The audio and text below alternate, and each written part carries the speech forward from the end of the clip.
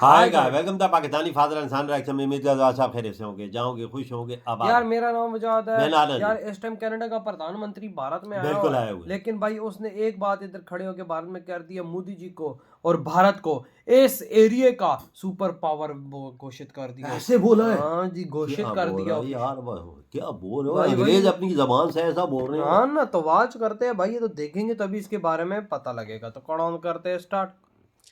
लोग मीडिया देख रहे हैं और अचानक क्या होता हाँ है, जरा आप ये जायजा लें। भारत और कनाडा के रिश्तों में एक बड़ा बदलाव देखने को मिल रहा है। कनाडा के प्रधानमंत्री मार्क कार्नी की भारत यात्रा से कनाडा सरकार ने एक बड़ा स्टेटमेंट दिया है। कनाडा ने भारत का नाम लेकर एक ऐसा ऐलान किया है जिसने अंतर्राष्ट्रीय सियासत की दिशा ही बदल दी है। I wouldn't call India a middle power. I mean, India is. I'm happy for Canada to be called a middle power, but I don't view, in all seriousness, in terms of the trajectory and the ambition. उसकी एक वजह कह रहे हो पाकिस्तानियों, देखो India के बारे में वो क्या कहते हैं, क्या पिद्दी का शोरबा। है हमारी तो इस मुल्क में कोई नहीं सुनता। इंडिया- नंगी गवाहियां मौजूद होती हैं, रियलिटी, आदादो शुमार, फैक्ट्स एंड फिगर्स, अखबार भरे पड़े होते हैं। यहाँ किसी को कोई शर्म है नहीं आती। ये तो सुपर पावर का मामला है। और सबसे बड़ा झटका लगा है उन ताकतों को जो पिछले 2 साल से भारत कनाडा रिश्ते में दरार को हवा दे रहे हैं। हाँ, उन्होंने बिल्कुल ठीक कहा है कि इंडिया जो है इस टाइम सुपर पावर बनने की रेस में बिल्कुल है। बन चुका है। चाइना में एशियन टाइगर्स के बाद, चाइना के बाद इंडिया का नाम ही आता है। पाकिस्तान का नाम दूरों दूर तक नहीं पाकिस्तान तो आता। भिखारियों के लिए उसकी वजह ये है कि हमारा जो पॉलिटिकल निज़ाम है, जो एडमिनिस्ट्रेटिव निज़ाम है, जो हाइब्रिड निज़ाम है, वो नाकाम हो गया। अब जब असल में खड़े होने का वक्त आया, नदां गिर के सजदे में जब वक्त कयाम आया, ये हाल है इस मुनाफिक कौम का। मुनाफिक है बुनियादी तौर पे, और मुनाफिक काफिर से बदतर होता है, ये याद रखिएगा। हम बदतरीन जहन्नुम के गड़े में जाने वाली हरकतें कर रहे हैं, बात है सही और वो भी कहा रमजान यार के ये। महीने। मुनाफिकत ही नहीं खत्म हो रही हमारी। तो हैदराबाद हाउस से आप देख रहे हैं ये तस्वीरें प्रधानमंत्री नरेंद्र मोदी और ये कनाडा देखो। के प्रधानमंत्री मॉक्कानी के बीच में आज किधर बीचों बीच है? हाँ ना और यार। बना हुआ है उधर। हाँ, ये हैदराबाद में हैदराबाद आओ हाउस यार। से ये तस्वीरें आपसे साझा कर रहे हैं।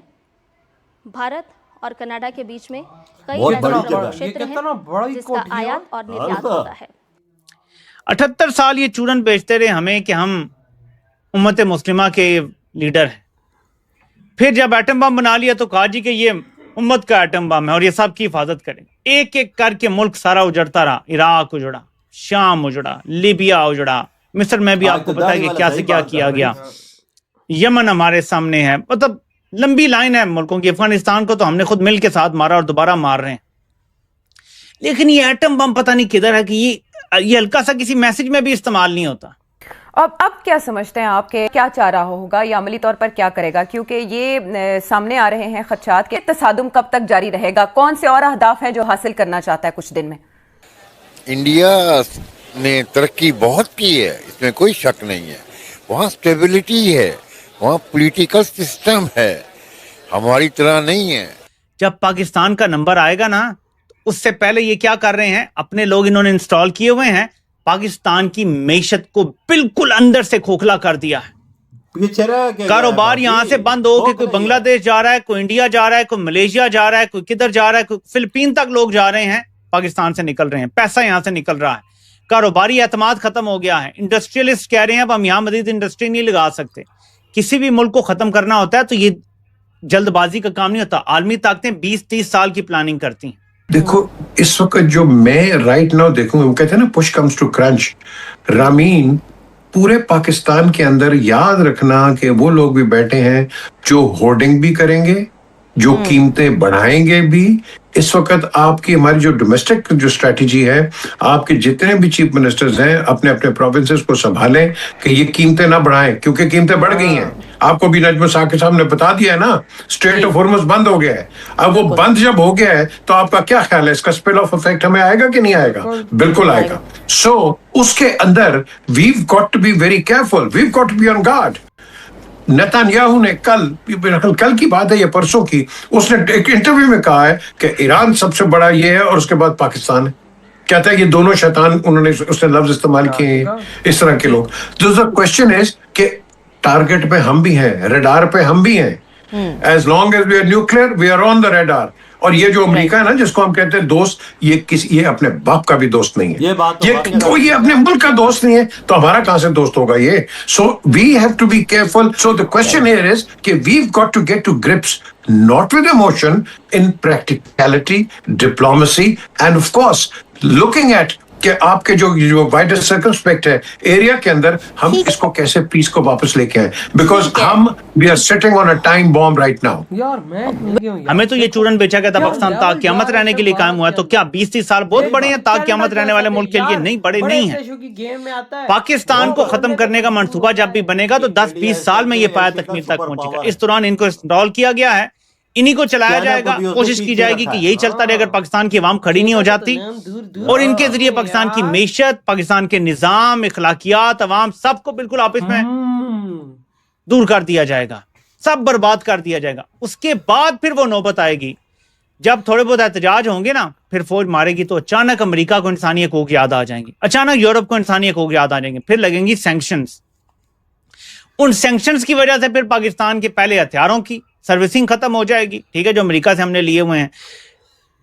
चाइना से भी लेने पे हमारे लिए मुश्किल बनाया जाएगा, ममालिक से हम जो तिजारत करते हैं उसको मुश्किल बनाया जाएगा। अमेरिका हम पे टैरिफ्स लगा देगा बड़े हाई, यूरोपीय यूनियन हमारा GSP प्लस कैंसिल कर देगा, और यूं पाकिस्तान को घुटनों पे ले आएंगे। जब पाकिस्तान घुटनों पे आ जाएगा, ये मैं आपको बता रहा हूं जो ये करने जा रहे हैं आगे आपके साथ, तो फिर पाकिस्तान से कहा जाएगा कि सरेंडर योर न्यूक्लियर आर्सेनल, जैसे ईरान से कहा जा रहा है अपना सारा अफजूदा यूरेनियम हमारे हवाले कर दो। ईरान तैयार हो गया था। क्या इसमें मैंने तज्जिए वजिए, अच्छा हमारे तबसरों तज्जियों की औकात कोई नहीं है। सारा दिन हम तज्जिए करते रहे, सुनता ही कोई नहीं है भाई। देखो उधर से कनाडा का PM ने साफ साफ आज कह दिया है, और मोदी जी से मुलाकातें उनकी हुई हैं, और साफ ये भी बोला है कि भाई इस टाइम इस एरिया का सुपर पावर भारत है। मतलब कि ना रशिया को उसने चुना, ना वो उसने भाई चाइना को चुना। भाई इस टाइम कनाडा इस दुनिया के बड़े देशों में आता है यार, बड़ा देश है, उसका एक लेवल है। लेकिन उस देश का PM आज सरेआम खड़े होके क्या बोल रहा, लेवल है कि नहीं?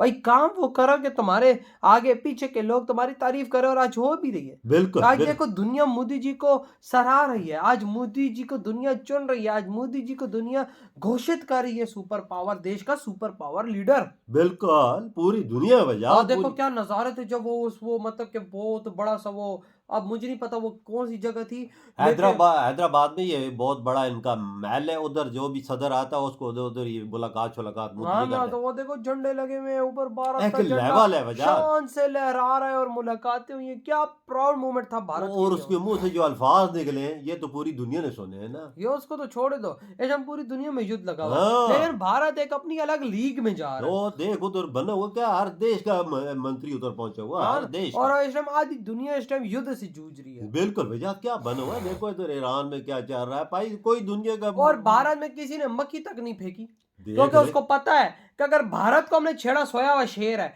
अगर उसने उड़ के हम पे धाड़ दिया तो भाई साहब हमारी क्या के ले जाएगा। भारत के नजदीक कौन जाता है यार, भारत के पास सब कुछ है ना, भारत के नजदीक कोई जाए तो सही। ना ना ना ना ना नाम ना लेना भारत के पास। मैं तो पाकिस्तानियों का कहता हूँ, ये पाकिस्तानी कह रहे हैं कि अमेरिका हमारे तो करेगा ना, अमेरिका तो तुम्हारी क्या के ले जाएगा, तो तुम कुछ कर भी नहीं सकोगे। अमेरिका है भाई, हमारा बाप है, वो किसी का सक्का नहीं है वजह, वो अपना मतलब निकलवाता ही फिर छोड़ जाता ही। और भाई हमारे न्यूक्लियर हथियार वो जैसा लेने के चक्रों में बात ठीक है, वजह बस ये अपना मतलब, ये गोरे हैं हरामी गोरे, ये कुछ भी करेंगे। ये ईरान को नहीं बोल रहे कि अपना सब कुछ हमारे हथियार फेंक दो और सब कुछ हमारे हवाले कर दो, हम तुम्हें माफ कर देंगे। ये चीज उनको पर वो माफ करने वाले वो तो नहीं मान रहे इसकी बात। तो भाई आपके क्या थॉट है, तुम